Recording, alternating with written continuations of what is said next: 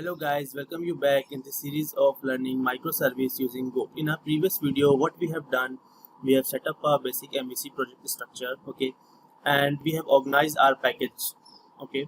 So in this video, what we'll do, we'll try to make communication between these packages. So before moving ahead, let's refresh our knowledge on how MVC works, okay. So I have one PPT, we can see it here. So this is how a typical MVC architecture look like. Okay, so these are the actors we have in here. Okay, so we have controllers, we have service layer for processing our request. Okay, we have DAO layer that is talking directly through the database for getting the data, and this is the base of the of any MVC architecture. Okay, and this is the view part from where we'll get the response. So let's try to refresh our knowledge on MVC architecture. Okay, so whenever the request come, so it will first hit to the controller. Okay, so controller will delegate this request to the service, and service will delegate this request to the DAO layer. Okay, this DAO layer, what it will do, it will get the data asked by the request. Okay, so it will fire a query to a database, and it will get the data from the database.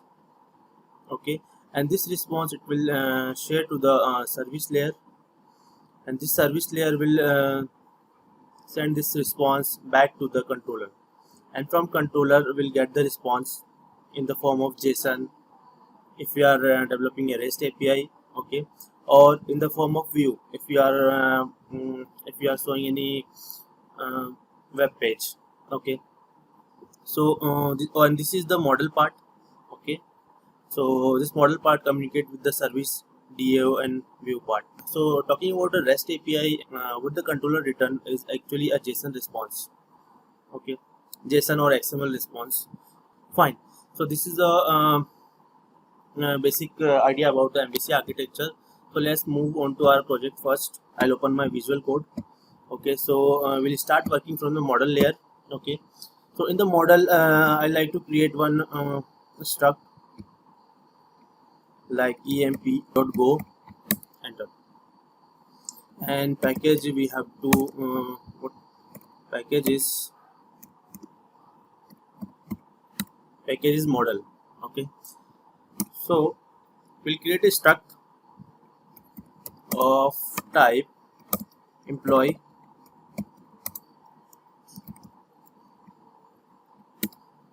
Okay, so this is the struct. You can compare it with a class in Java, okay, where we used to put the all the property related to our object. So here also structs behave like same. Okay, so in this struct, whatever the employee properties we have, we'll put here, and we'll try to return this struct as a JSON response from our endpoint. Okay, so let's create this employee. So let's I'm putting some properties of employee ID, int 64 we can use it. And what employee have some properties, what employee can have name, we can put name, it is of type string, and we can put one more as emp email string. It is of string type. Okay, so this is the struct we have created. Okay, so this is the domain, or we can say it's model. Okay, so now let's move on to our bootstrap.go file. So here earlier we are printing a simple message. Now we'll delete this, and we'll try to write some code that will boot our application. Okay, so here what we'll do, we'll use again http dot handle func. Okay, this is the function we'll use, and this time we'll create endpoint as employees. Okay, and the next parameter what we will put, we will put like this: controller slash controllers slash get empl oiw. Okay, so this thing will do. So as of now we don't have this get employee in the controller package, that's why it's giving error. We'll resolve it later. And the next thing what we have to configure, if we have to configure the port as well. Okay, so we'll configure it like this.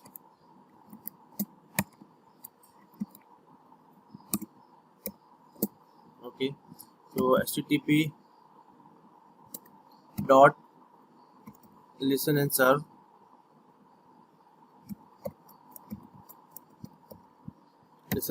okay, so on which port we want our application to run. I'll give us 8080. Okay, and the second parameter we can pass it as nil.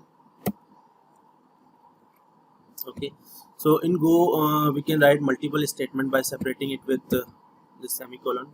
So I'm going to write another statement after this, and if error not equal to nil, it means that we have error. Okay, so in that condition what we will do, we'll use this panic error. Okay, so this panic is just like a exception in Go. Okay, if we'll find this error is not null, it means that we have some error. So this will act here as a exception. Fine. So this is what we have to. Why it is giving error unexpected if expression. Big problem. What is this? Okay. So 2 times we have put this name if. So one we have to remove it. Yeah.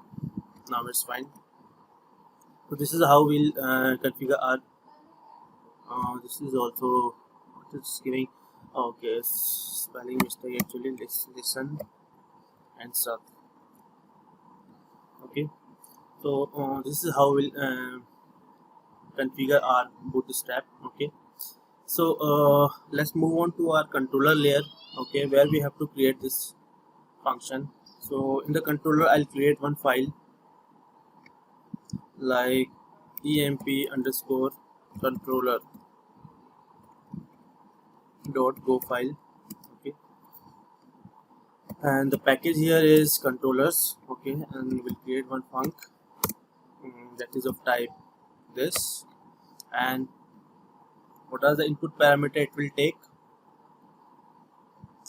So it will take an input parameter as response,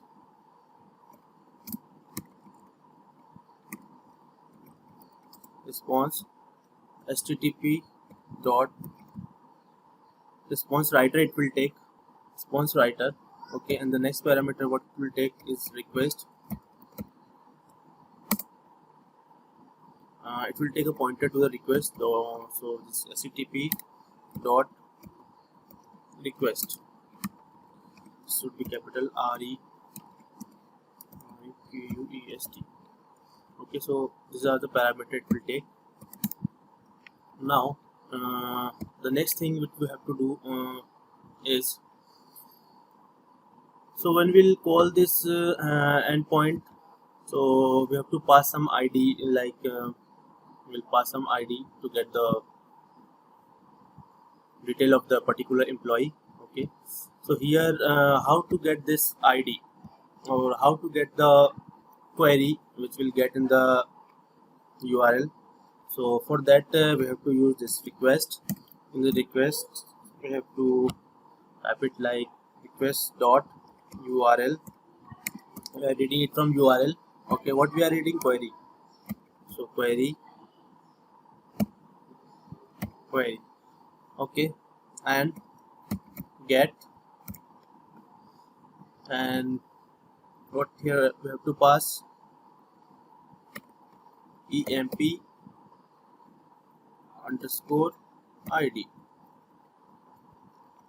So this is the query we are looking for. Yeah, so in the next line will assign to a emp. See, in our domain, what we have done, we are putting id as int.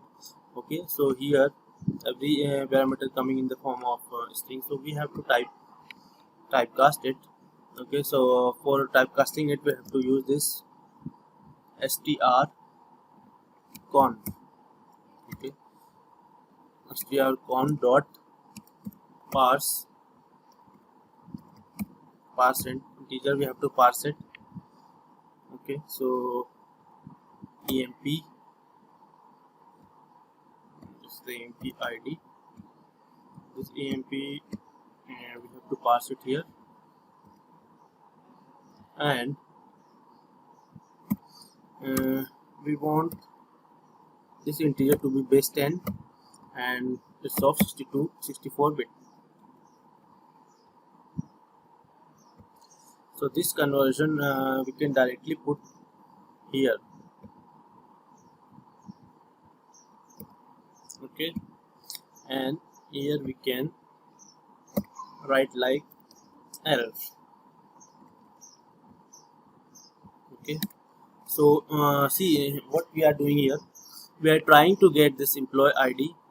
Okay, we are parsing it because we are receiving in the form of int. We are parsing it because we are receiving it in the form of string.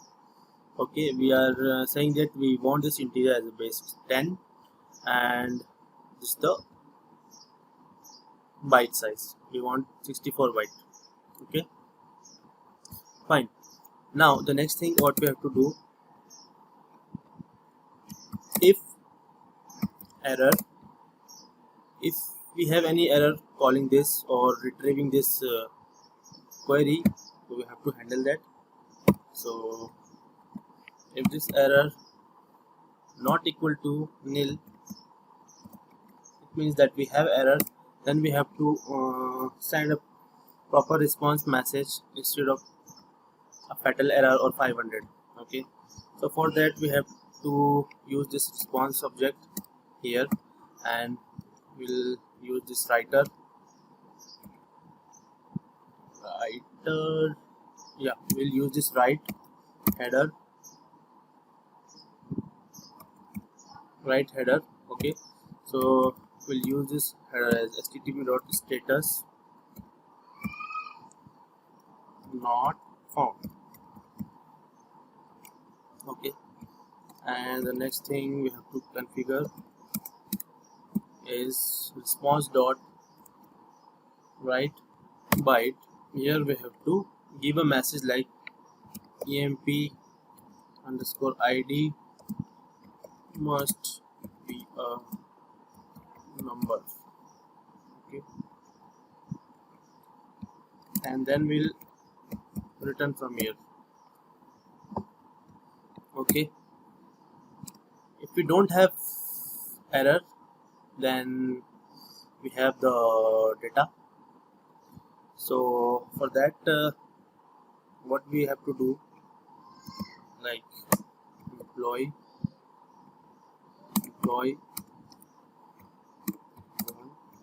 error equal to, okay, so if this error is not null, we have to call the service, we have to send this request to the service layer.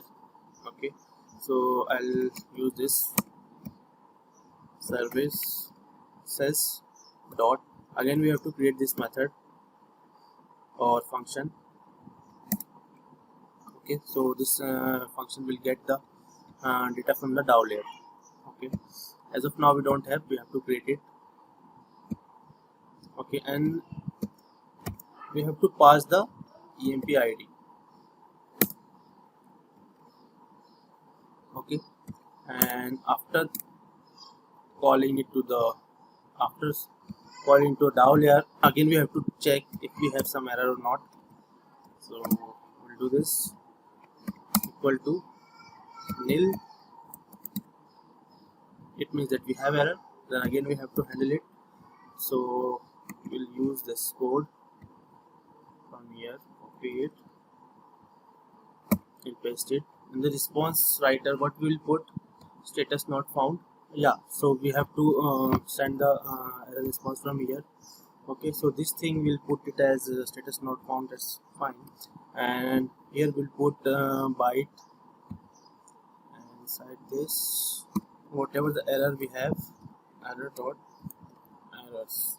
It's not errors, it's errors. Fine. Yeah, so this all we have done. Now if there is no error while calling this service, okay, then what we have to do, we have to get the JSON equivalent of our struct. Okay, for that we'll use this JSON value. Along with this, use this blank identifier. Okay, JSON dot, we'll use this Marshall function. Okay, so this Marshall function, actually what it will do, it will take the structs, and it will convert it into a JSON form. Okay, so I'll put it, the whatever the employee struct we are getting from here, I'll put it as here, and after this we'll write response dot write JSON value. So we'll write this JSON value to the response, so that we can get the JSON response from this controller. Okay, so this is the thing we have to do in the controller part. Okay, why it is giving error? It's actually we have done it wrong way.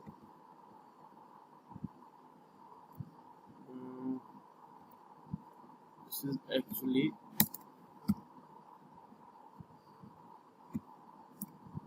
okay, and this request should come.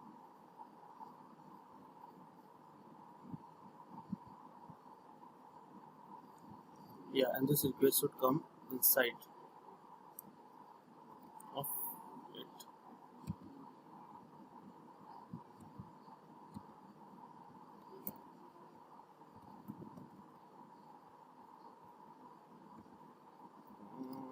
This should come here.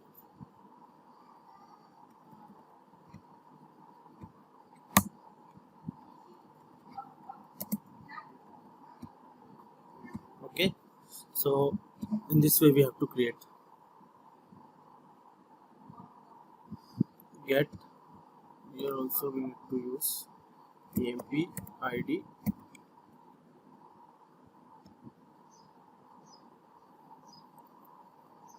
So here we have to import some packages.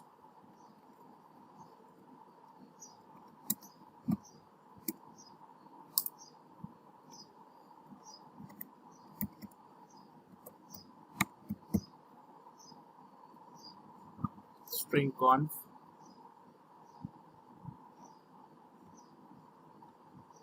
and